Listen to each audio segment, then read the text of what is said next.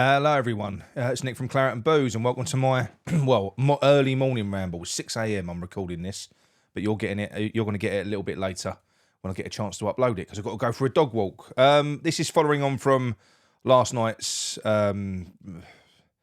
really frustrating match against Liverpool, a game that we deserve to get a little bit more out of. Not if you look at the stats. If you look at the stats, it paints a very different story.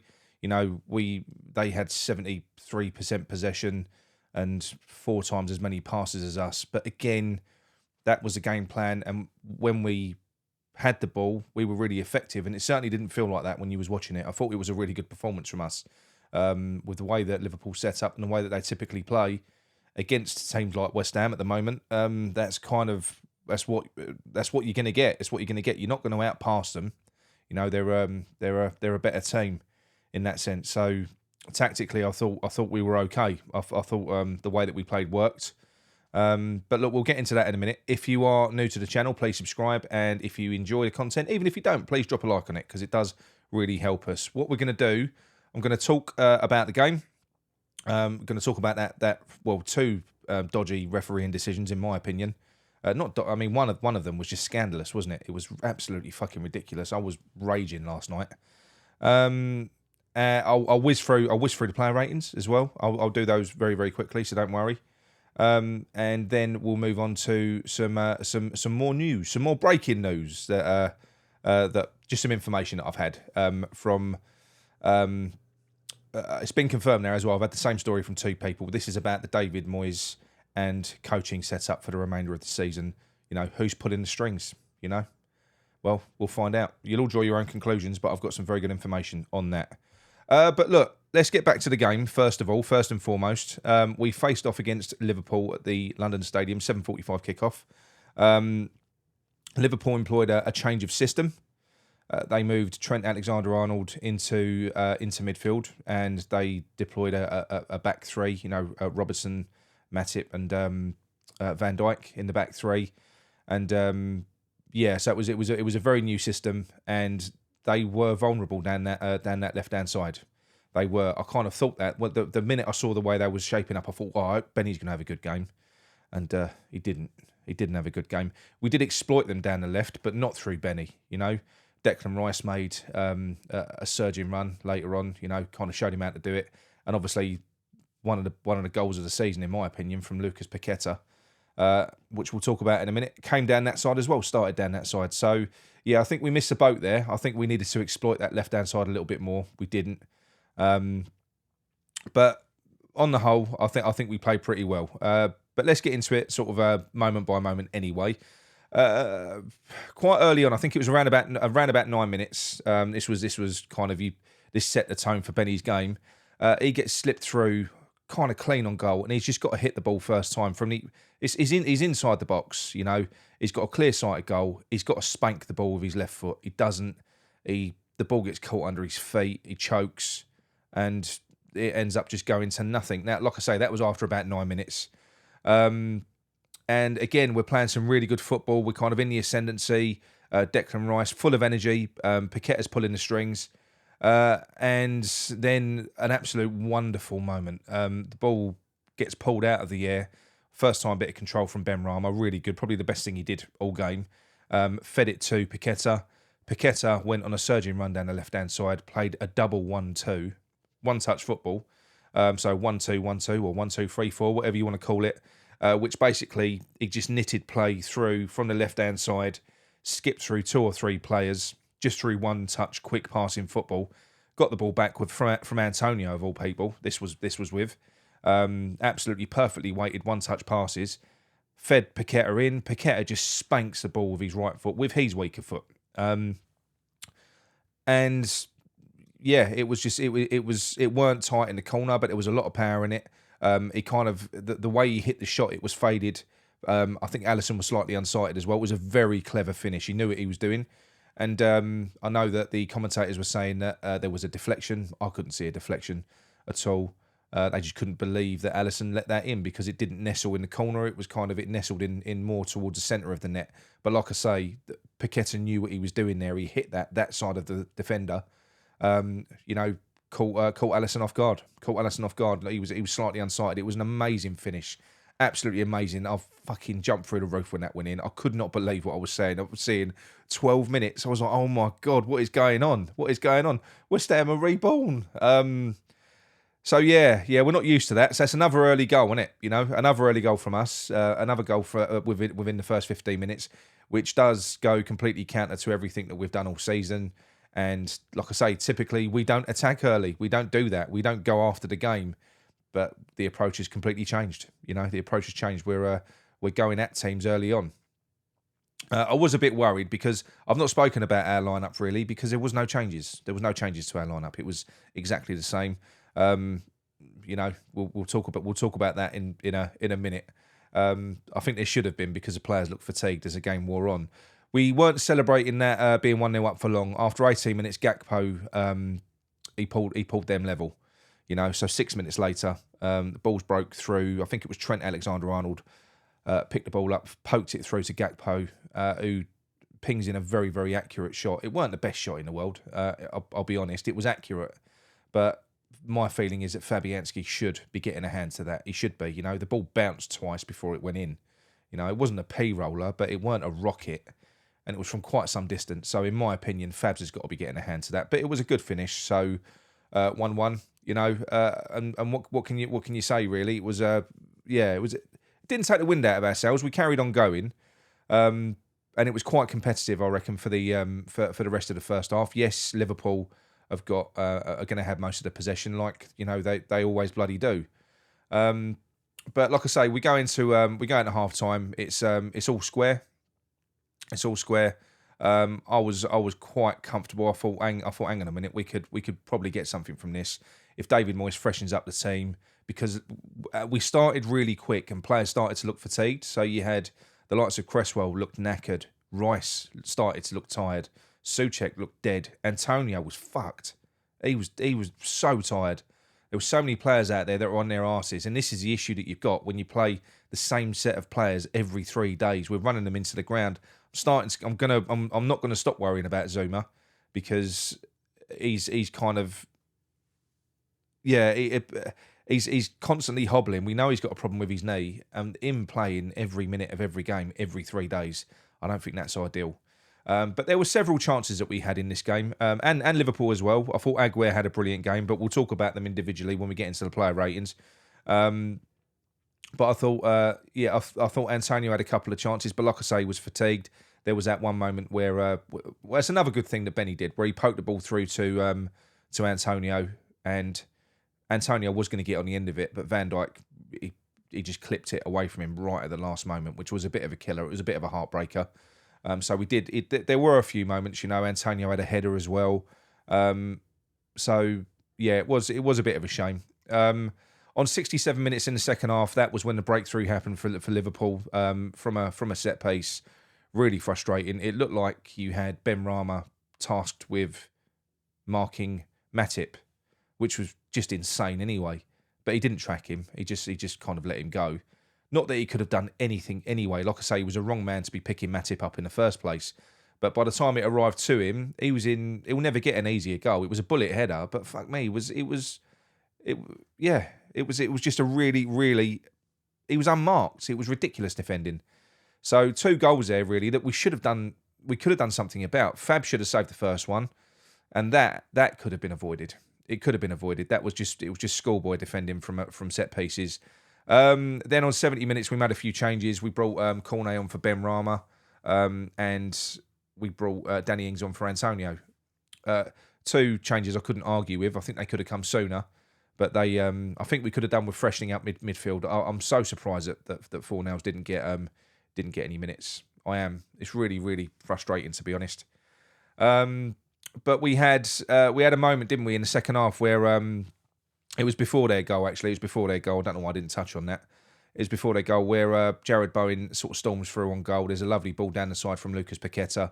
It goes through on goal. He's allowed to cut inside, tucks it past Alisson, and the quickest VAR check in the world ever on record ruled him out. You know, they flashed it up on the screen. I was watching it on telly.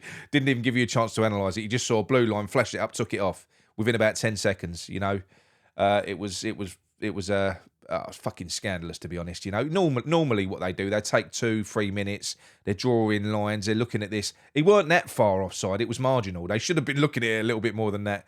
It does make you wonder. It does make you wonder about corruption, and that was kind of corroborated and confirmed later on in the 89th minute when Rice burst into the penalty area. He plays a 1-2, and Thiago basically lunges in. He's off the floor at one point, so he's out of control. And he goes in, goes down, stops the ball, handballs it not once but twice, blocks it. So it's like a flying fucking kung fu kick tackle. And his arm comes down, he blocks the ball.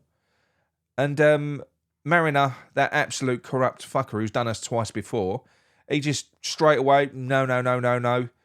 It was right in front of him. You could see it. You could see it happen. Now, what should have happened there was he should have blown for the penalty, and then he should have let VAR make their decision. That's what he should have done. You know, but he didn't. He waved it away, and VAR, I don't care what anyone says, they did not look at that because again, it was over in a flash. BT Sport confirmed afterwards that apparently there was a VAR check, but there can't have been because you would have had to have looked at that in depth. There is no way if you're slipping and you fall or something like that. I can understand the arm that comes out to stop your fall, then that's fine. You can't do anything about that. But this was something that he initiated. He was out of control. He flew into a tackle.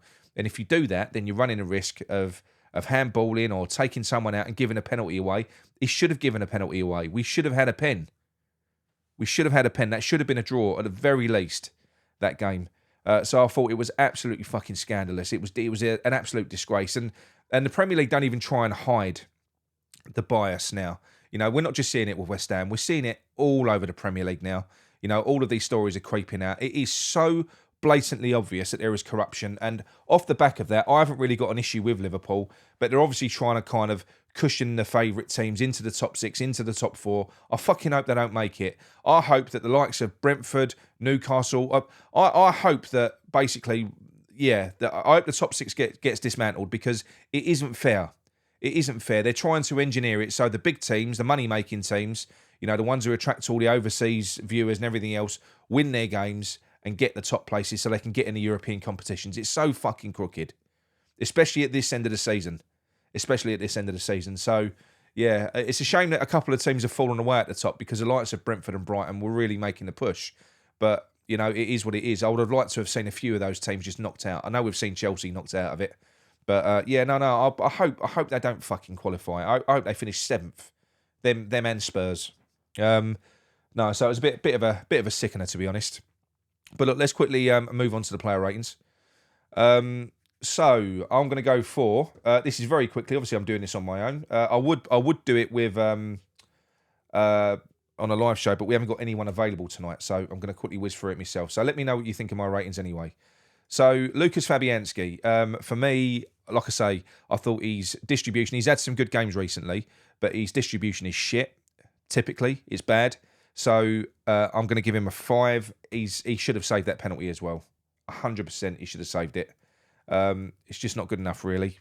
I'm not saying he should be dropped for Areola or anything like that yet. I mean, that would be my preference. But I just, for me, it wasn't good enough. You've got to be getting a hand on that shot. Next one for me. What is going on with these ratings? Why is that happening? Hang on.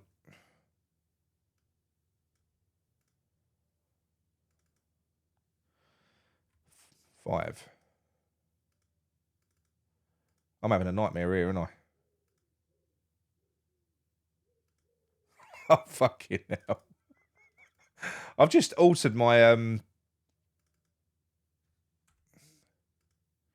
oh, fuck it. Right, I'll tell you what I'll do. I'll just basically go through and let you know what my ratings were. Cresswell, again, I would have given a 5. For me, he was just disappointing for me, Cresswell. I think he put in a couple of good offensive crosses, but for me, he was disappointing. I think defensively he went missing. I think Aguirre dug him out of trouble a few times. I'm going to give him a 5. Oh, look, I can do it now. Let's get rid of that. 1 minute. and yeah, I'm not gonna donk him up or anything like that. Like I say, he looked tired. He looked tired from the game before. So I'll, and he is surging up the wing a lot more now. He is giving us kind of a lot of supply. So I would give Cresswell a 5. Naya Fagware, I thought this is probably his best game since he's come back from injury. He was fucking outstanding. He made some absolute world-class recovery tackles today. Particularly the one against Salah. His recovery pace is amazing.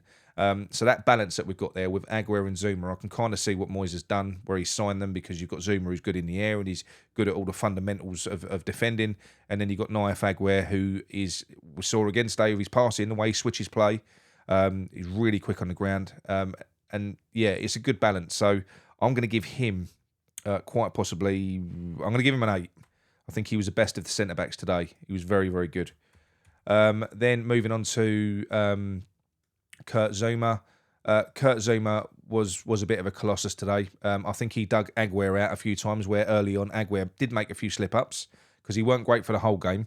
But like I say, some of those recovery tackles that he made, that knocks his score up. He definitely kept us in the game at times, as did Kurt Zuma. But like I say, out the two of them, I think Aguero deserves a higher score because of the obvious. So I'm going to give Zuma a 7 for me. Vladimir Soufal, do you know what? I'm going to give him, his performance deserved a 7, but I'm going to mark him up to an 8 because the lovely fucking dirty hatchet job that he did on Jota early on set the tone for the game really, really quickly, and that kind of swung momentum in our favour, and that was when we started to kind of really get hold of the game and get on top of them. It's moments like that, and that was really important for us. And yeah, he's a dirty git.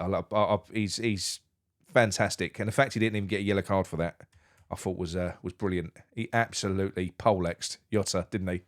And then Jota got up and said, "One more time," like he's going to do anything to Soufal. Declan Rice, not one of his good games. Again, he's another one. He looked fatigued, sloppy passing, which you don't normally see from him. There was one point where he went to go on one of his marauding runs, and Trent Alexander-Arnold, he took the ball off of him. He did what Dec normally does to other players. He gets a 6 for me, average performance. Same for Thomas Souček. Some really good interceptions in the middle of the park. His passing weren't too terrible today. Unlike his compatriot Soufal, whose passing was shit actually. So I'm probably scoring him a little bit high, but I'm scoring him high based on that tackle because I think it was important, and his defensive work was amazing. Nothing really happened too much down that side. It was he dealt well with all of the threats. Going forwards, yes, weren't the best, but as a defender, I'm marking him as a defender today. Back to Souček. Souček, yeah, just a standard 6. Like I say, probably should have done a little bit better with a header that he had. I'd like to see him get back on the score sheet, but no, just a standard game from Thomas lately, but no big mistakes. And then on to the man of the moment, Lucas Paqueta. We're just running out of superlatives for him. He's fucking outstanding. He really, really is. And I can't... Yeah, the goal that he scored was ridiculous. And he's got... Do you know what he's got? He's got a touch of... In his style, when he's playing style, because he looks laid back. He looks like he's playing on the beach. He looks like he plays for fun. He reminds me a little bit in his style of Yarmolenko. It was my son that pointed that out. Because he was a bit kind of like that, wasn't he? He was just oozed class, and just everything seems to happen at a snail's pace. Obviously, I think Paqueta's a better player, but he's just he's outstanding. He really is. And now he's got players up and around him, and he's got options in front of him. I can only see him improving, and he seems to be flourishing. That goal was fucking phenomenal with his weaker foot as well. He gets a 9 from me. And he's my man of the match as well. Second game running. Ben Rama, he played a part in the Paqueta goal. Nice little takedown. If it wasn't for that, I'd be donking him up. I would be, because I thought he was pony today.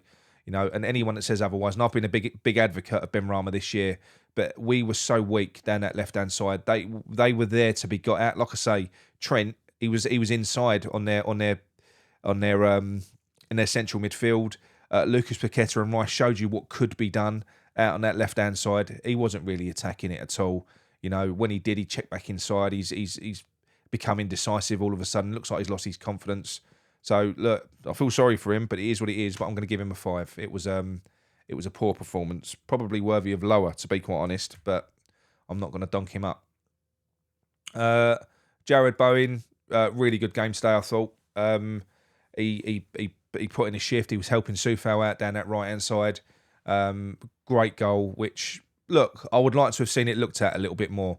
We can't really call it whether it was offside or not because we didn't get a chance to fucking even blink at it. It was gone. You know, really, really good goal that he scored there.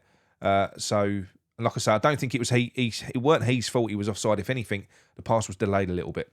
So the pass he should have been released a little bit sooner. And he had the same, he had that chance twice, didn't he? I think it was. Same person as well, Paqueta, poking the ball down that right-hand side. And again, he was allowed to chop in onto his left, but he couldn't tuck the second one away, the one that was onside. So I'm going to give him a 7. Mickey today, work rate was phenomenal as always, but he died. Mickey died. You know, he was blowing out of his arse after half an hour. So I'm going to give him a 6. Just an average game from him. But he did work his socks off. He did. You know, there's no two ways about it. He really, really did. So, and then moving on to, and let me explain the new graphic for the manager over here. So the A team. So, well, no, I'll explain in the next section. So I'm going to mark the A team today as probably I'll go a 7. I don't think it was the only thing that we could have done today, the way that we played. You know, we did only have 23% possession. I do think that we should have made changes sooner. I think maybe we should have had fresher legs, should have been rotated in. The likes of Fornals, off the back of that goal, should have been brought into the team. Cresswell was struggling. Emerson probably should have played. And Ben Rama's been out of form now for a little while. There were some changes that could have been made in that team. So I'm surprised. I'm surprised that he didn't do that. And he's just stuck with the same players. This is a very, very Moyes thing to do, which is going to go counter to everything that I'm about to say in a minute. You know, when he finds something that works, he hammers it into the ground, doesn't he? Until it no longer works. But yeah, so I'll give the A team a 7. So I thought that was fine. I thought that tactically, that's kind of how I expected us to approach Liverpool. We did that. It could have worked if not for an absolute tosspot referee and some better defending. You know, we probably would have come out of that with something. Okay, right, let's get rid of that. Right, so on to the breaking news section of the story of the show. So I have been privy to some information, okay, and that is about the setup behind the scenes at West Ham. Now, I've had this confirmed by 2 people now. I've had it disputed by someone as well, someone who you can imagine who. But I've had this confirmed. So I've had plenty of stories now telling me that David Moyes has been basically told that he's parting ways with West Ham in the summer. He's got until the summer. It was a mutual agreement.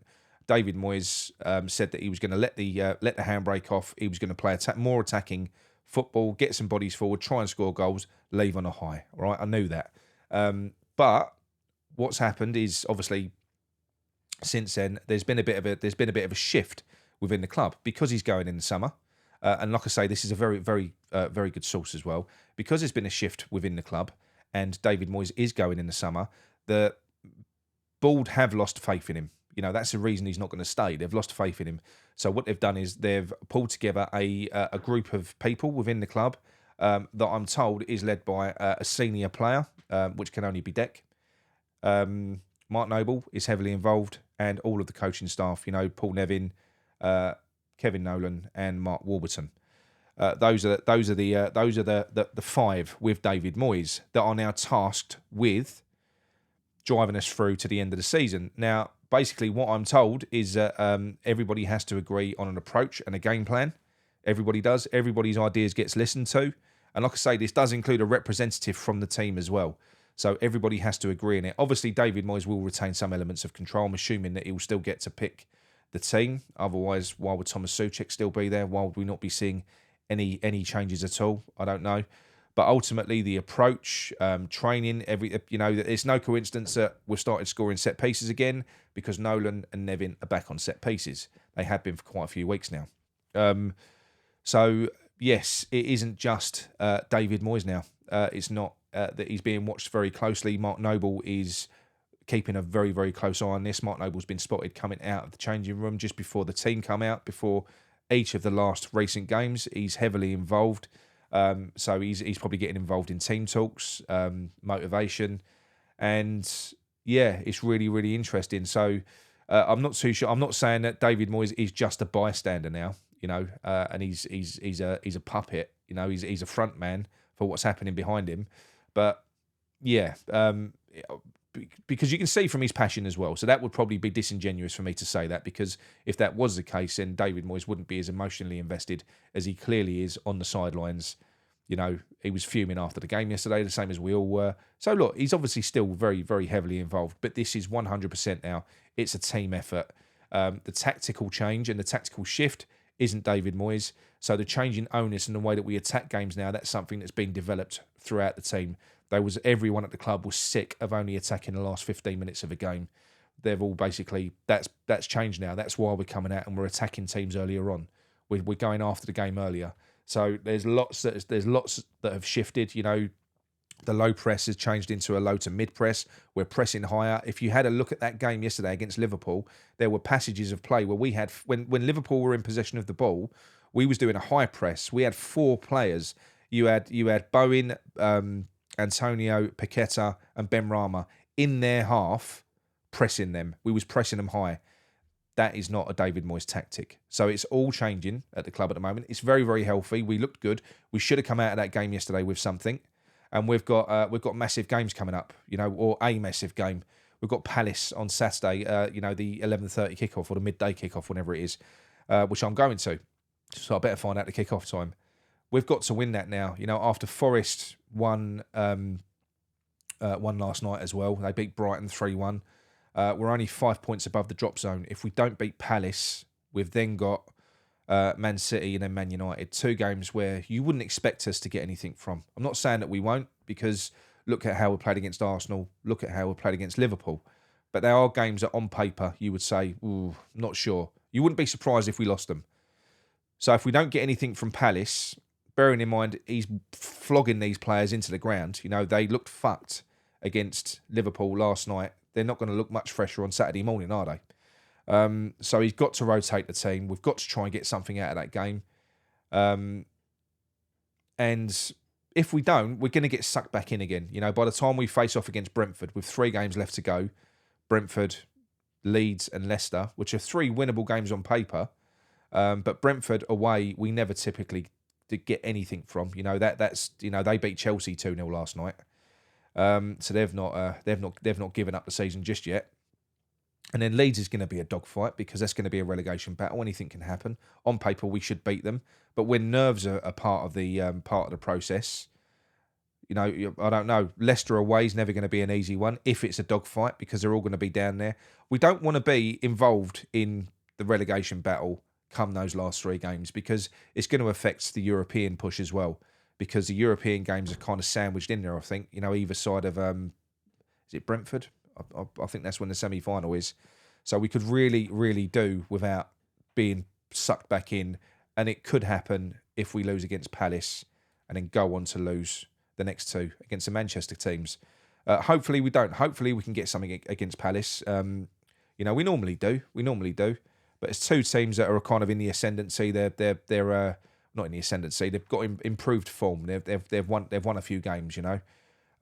So it's going to be interesting. But yeah, look, let me know your thoughts on that video anyway. It's a very long ramble today, 30 minutes. But I think I've packed quite a lot in. So sort of went through the game, done the player ratings, and gave you a little bit of juicy gossip at the end as well. And like I say, that is kind of that's how I would take it.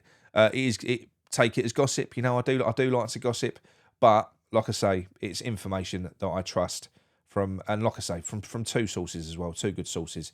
So yeah, make up your own minds. You'll all draw your own narratives anyway. But yeah, I'm gonna be calling that the manager ratings this season now is going to be the A team. So, and long may it continue. right until the end of the season when we stay up and we win Europa League Conference Cup. All right then, that's enough from me. I'll speak to you soon. Get up your heads.